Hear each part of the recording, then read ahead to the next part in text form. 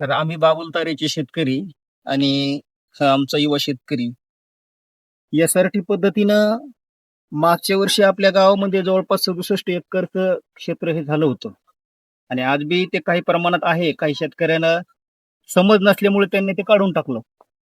पण तो यासाठी पद्धतीने ज्या शेती करण्यासाठी तयार झाला, तू ह्या मनाची मानसिकता तू तयार केली, ही उगाच कोणाचं बघून केली का तुला मनातून त्या गोष्टी पटल्यामुळं तू आज यासाठी पद्धतीने शेती करण्यासाठी तयार झाला, हे अगोदर सांग. तर दरवर्षी पारंपरिक पीक पद्धती घेत असताना त्यामध्ये नांगरणी, रोटरनी, त्याच्यानंतर बैलाची मेहनत, मजुराची मेहनत या सगळ्या बाबीचा अभ्यास करून व जे आपले यासाठी शेतकरी आहेत किंवा बाळसावळे दादांचे व्हिडिओ पाहून त्यामधून मार्गदर्शन घेऊन व आपण यामध्ये काय बदल करू शकतो व कमी खर्च करून आपली भूमाता सशक्त कशी करता येईल. तर आपण पाहू शकता दरवर्षी या ठिकाणी माझं 1 एकरचं क्षेत्र आहे. ते समजा थोडं हलका असल्यामुळं आपण या ठिकाणी 4x4 चे बेड करत आहोत व जमिनीची होणारी धूप दरवर्षी या ठिकाणी या समोरच्या शेताचं पाणी माझ्या शेतामध्ये येत असल्यामुळं खूप असं समोरच्या शेतीचं पाणी येणं गाळ विनाकारणाची माती वाहून जात होती. त्यामुळं मी ठरवलं की या ठिकाणी आपण यासाठी पद्धतीने कापूस करून याचं पूर्णतः मार्गदर्शन करून नियोजन करणार आहे. या हेतूनं इथं काम मी करत आहे. तर आज परिस्थिती अशी निर्माण झालेली आहे, जिकडं बघावं तिकडं आपल्या जमिनीचा सेंद्रिय कर्ब कमी झाला असं कृषी विभाग सांगतं, कृषी विज्ञान केंद्र सांगतं आणि अख्ख्या जगामध्ये चिपळूणकर दादा सांगतात की अख्ख्या जगामध्ये आज कर्बाचं कमी होण्याचं प्रमाण चालू झालेलं आहे. अगदी बरोबर. आणि ते कर्बाचं प्रमाण भरून काढण्यासाठी किंवा त्याला पुनर्भरण करण्यासाठी दुसरा कुठलाही मार्ग आता आपल्या शेतकरी समाजाकडे उरलेला नाही. कारण पूर्वीच्या काळी आता 15-20 वर्षानं जर आपण मागं गेलो तर प्रत्येक शेतकऱ्याकडे किमान 4-5 गायी बैल अशा प्रकारचे जनावर होते आणि म्हणून आपल्या जमिनीला शेणखत मिळत होतं आणि आता शेणखत मिळणं दुरापास्त झाले. आणि त्यातल्या त्यात भूसूक्ष्मजीवशास्त्राच्या अभ्यासानुसार जमिनीची खोल नांगराट करणं म्हणजे एक मोठ्या प्रकारचा धरणीकंप, भूकंप, मोठ्या प्रमाणात सेंद्रिय कर्ब हा त्यामधून उडून जातो. पण आपलं एसआरटी शास्त्र सांगतं की एकाच वेळेस जर तुमची जमीन कठीण असेल तर त्यावेळेस नांगराट करा आणि नांगराट करून ते बेड कायमस्वरूपी पाडून ठेवा जमिनीच्या मगदुरानुसार.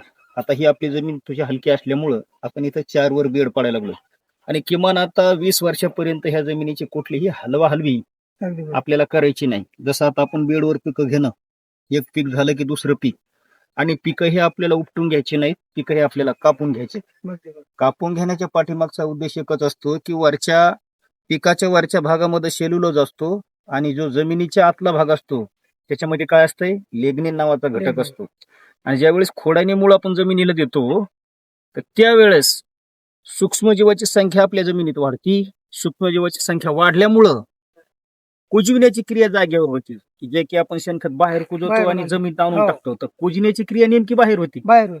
आणि ज्यावेळेस ही कुजण्याची क्रिया म्हणजे कुजविणारे जीवाणू, अन्न उपलब्ध पिकाच्या मागणीनुसार उपलब्ध करून देणारे जीवाणू, ज्यावेळेस भडसावळे दादानं, चिपळूणकर दादानं ह्या सगळ्या गोष्टी सांगितल्या, त्यावेळेस आता उघड्या डोळ्याने शेतकरी आता एसआरटी कडे वळत आहे. नाही तर अगोदर कसं उगाच मी केली म्हणून तो केली म्हणून अर्जुन नाही केली, न समजता एसआरटी करणं आणि मग त्याच्यात थोडासा जर तणाचा त्रास झाला तर लगेच एसआरटी मोडून टाकणं, अशा पद्धतीचे अनेक शेतकरी आपण बघितलेले आहेत. त्याच्यामुळं तू आता समजून उमजून एसआरटी पद्धतीने शेती करत आहेस, कारण तू चिपळूणकर दादाची पुस्तकं वाचली, अडसावळे दादाचे व्हिडिओ बघितलेत. आपल्या जिल्ह्यातले प्रथम एसआरटी धारक आपले वैद्य साहेब, त्याचे सुद्धा तू व्हिडिओ बघितलेस आणि तूच सांगत होता की तू कोण साहेबाचे सुद्धा व्हिडिओ बघितले. म्हणजे आपल्या जिल्ह्यातले, संभाजीनगर जिल्ह्यातल्या सगळ्या अतिशय तन्मयतेने एसआरटी करणाऱ्या शेतकऱ्याची तू व्हिडिओ बघितले, म्हणून तुला एसआरटी पद्धतीने शेती करण्याची प्रेरणा मिळाली. तर आता हे तुझं याचं क्षेत्र आहे आणि याच्यानंतर तू आणखी किती एकर क्षेत्रावरती एसआरटी पद्धतीने काम करणार? मी हे माझं 1 एकरचं क्षेत्र इकडलं आणि परत तिकडं माझं 2 एकरचं क्षेत्र आहे. त्यामध्ये आपण खोडवा पीक घेतलेला आहे. तर आपण त्या खोडवा पिकामध्ये ऊसाचे मुळं एक जमिनीमध्ये ठेवून त्या ठिकाणी बेड करणार आहोत. कारण की ते त्या जमिनीचा जो आतला भाग आहे ऊसाचा, तो जमिनीला अगदी अगदी पोषक आहे. त्यामध्ये दादाचं चिपळूणकरचा तंदी, धनिया याच्यामध्ये त्याचं खूप असं महत्त्व सांगितलेलं आहे त्या ऊसाच्या मुळांचं.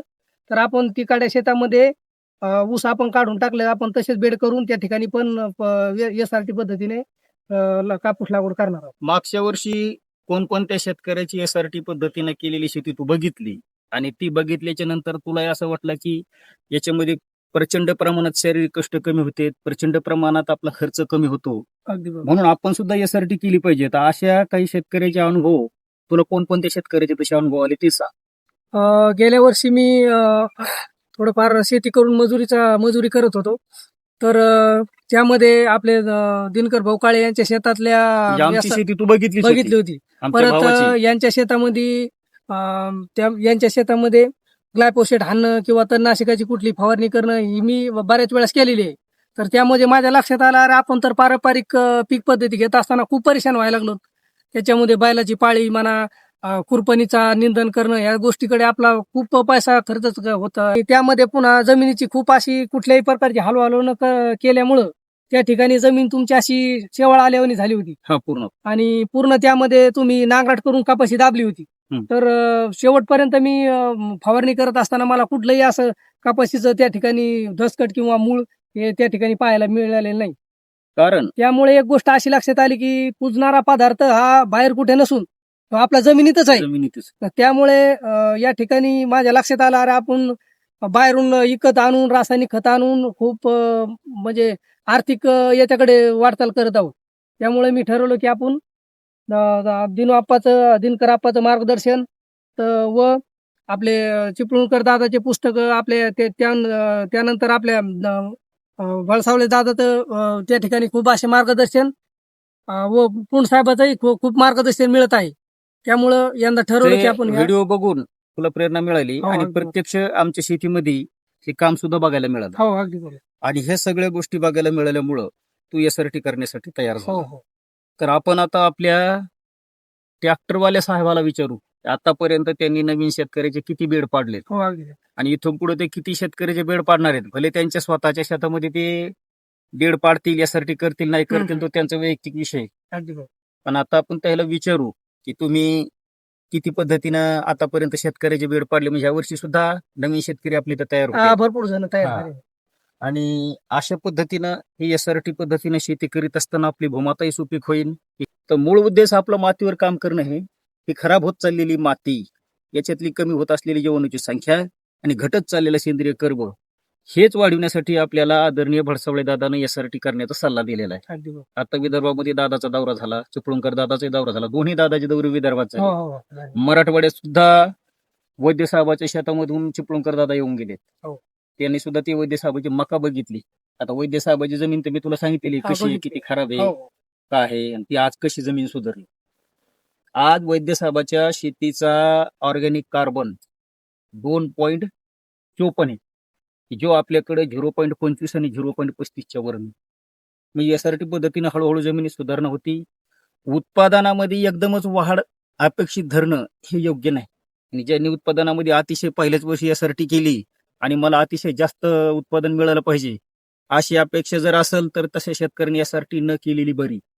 त्याच्यामुळे तू समजून उमजून SRT केली, याचा अर्थ तू शेवटपर्यंत टिकणार याची मला खात्री आहे. आपण लगेच आपल्या ट्रॅक्टरवाल्याला बोलू.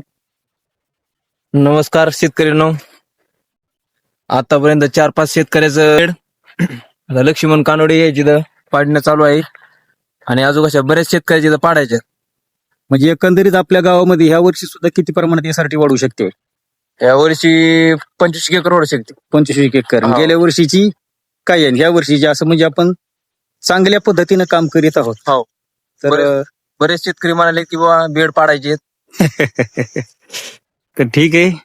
तर शेतकरी मित्रांनो, हा व्हिडिओ कसा वाटला नक्कीच कमेंट करून सांगा. धन्यवाद. जय हिंद, जय महाराष्ट्र.